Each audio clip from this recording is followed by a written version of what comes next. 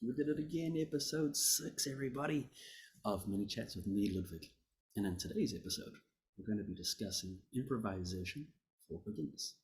Improvisation, you say? No, not improvisation. You know what improvisation is, really, in the most basic sense? It's taking a small piece of information and tweaking, right? Changing it around a little. So you're not really creating on the spot. You're just taking something, perhaps like this bottle cap, for instance, right? You think it's a bottle cap? Today it's not a bottle cap. Today it's a little shot glass. Gives a shot of encouragement, right? Cheers. That's improvisation. However, if we take it to music, we can play around with that same idea. Check this out. So this is an excerpt from book 2.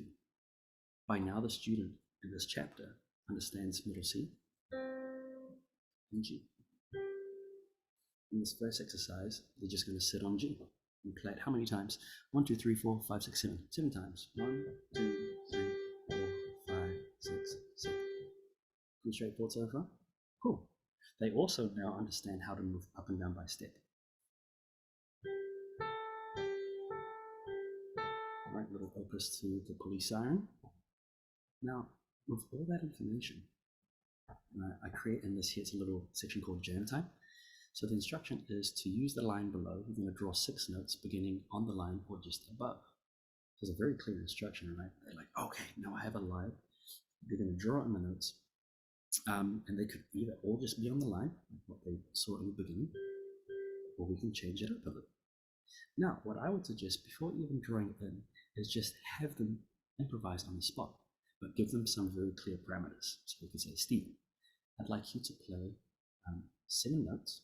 So you can count 7 times, and the only notes that you're allowed to play around with are G and the note above G. See what happens.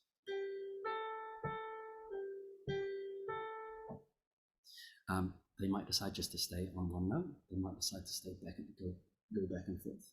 But that's the beauty of it. Once they have that, we get them to write it in. Right? So this is what it is in its most basic sense. What if we move forward a little bit? Uh-oh. Adding 2 notes, right? So just moving in very small increments.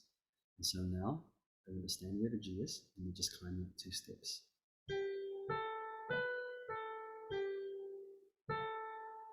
Rhythm even, right?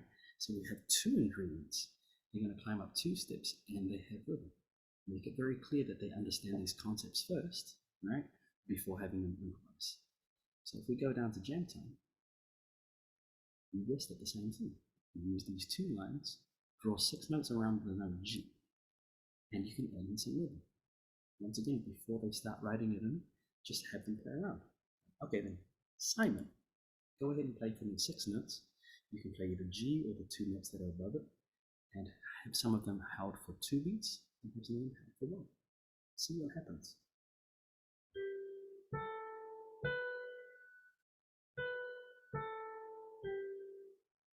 What do you guys reckon?